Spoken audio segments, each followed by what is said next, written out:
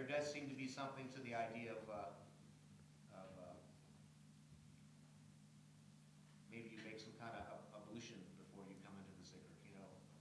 Maybe it's a formal ablution, or maybe even it's just saying, you know, saying a sacred phrase or taking a few breaths just to bring yourself into the state, you know. And it said that it's good to dress modestly, and it said it's, you know, I mean, modestly meaning try not to draw attention to yourself, or in the sense you kind of blend with the group. It said that it's good to adios, amigo, all those kinds of things. And I think I like Eyes Open because it's like it's right here. If it's not right here, right now, with your fellow student, your read friends. I don't know. On the other hand, there's always another hand.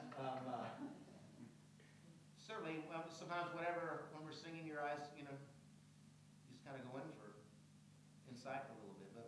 But I would say just be aware of if by closing your eyes, if all of a sudden you've like, you know, made your circle stop or something, you know, then maybe that's not going to work. So it's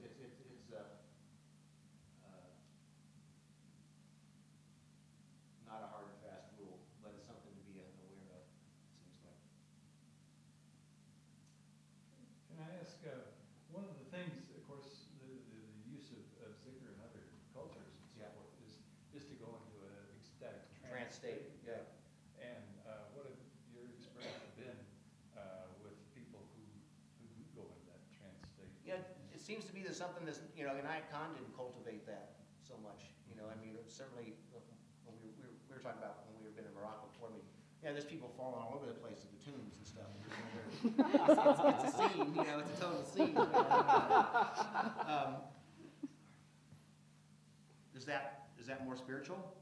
You know, I mean, is it more, and maybe it's for that culture, for those people, maybe it makes sense and adds to their life and that part of the lineage, you know, and I'd say that, but an icon didn't cultivate it. He was more of the spirituality is based on balance, you know, so he didn't really cultivate, or, you know, and then when we say trance state, I mean, there's like,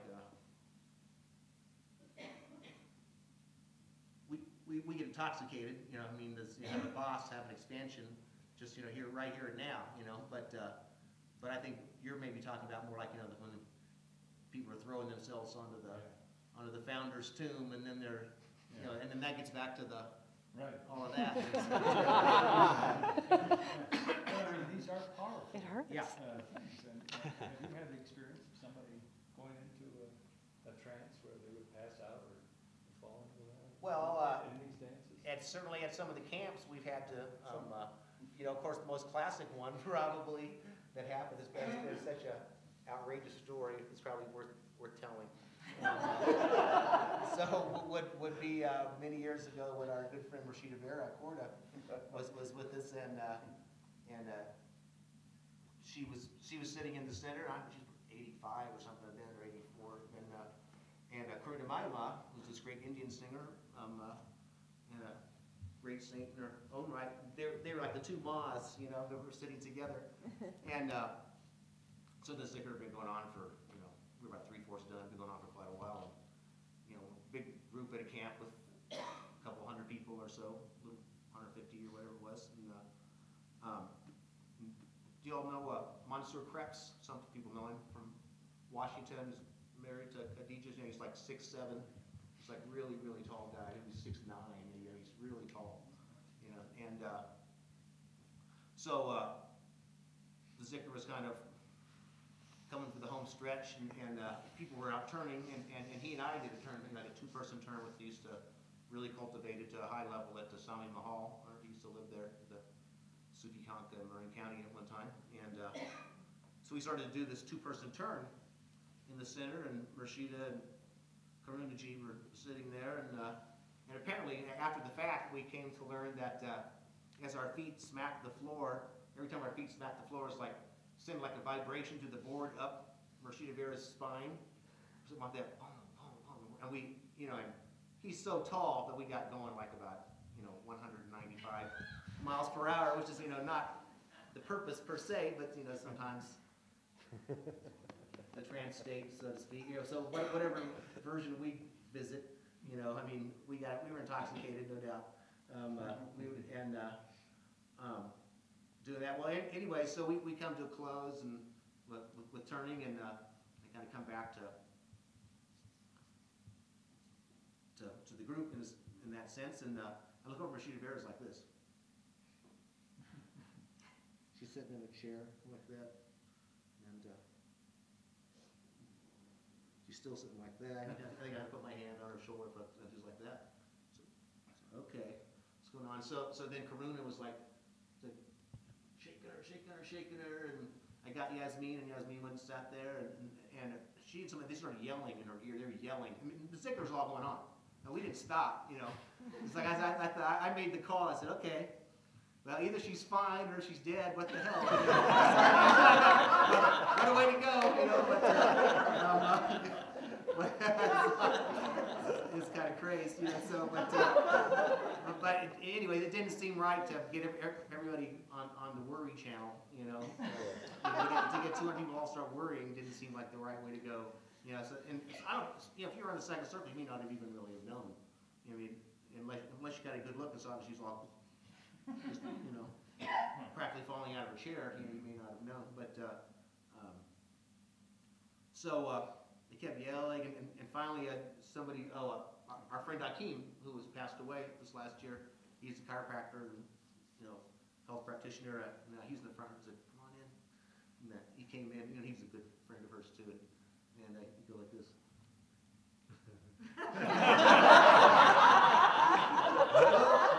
Still ticking. I said, okay. So he's somewhere a little bit longer after that. She kind of came out of it. They kind of, herded her out of the circle at that point. But of course, people like bad puns, that became known as the killer Zikr. But she said, didn't you all know how to bring somebody out of ecstasy? Sorry, Rashida. But she said, push on their shoulders. Said, push on their shoulders. But people were like rubbing her feet, and push on their shoulders is what she said. We needed to do more of that. But that was like down toward the that was amazing. Was that? Push on the shoulders down. Yeah, like that. I mean, she said that later on, it was like she was above the circle and was like the angels, when we said earlier, above the Zikr circle, she was above the circle looking down, and but she left her body basically, I mean, not passed away, but it was not, but was significant portion. But that was quite phenomenal. So I mean, that's probably, yeah, that's probably the closest one I can think of. Oh, right, yeah. I mean, people have fallen down from spinning, or But then there's the sober Sufis too, some, and then the Sufis that can cultivate both those states. Sober Sufis. So there's like of the Naqshbandi Sufis. My understanding is that there's one part of the school makes the Zikr out loud, like what we've been doing, or some version thereof, and then there's one that makes it silently. It's only on the breath. So they don't have big mass Zikrs of people moving together. It's like you might get together in a room and do it together, but it's all fikr. It's all on the breath, and they don't strive for that intoxication or further on the trance state or whatever.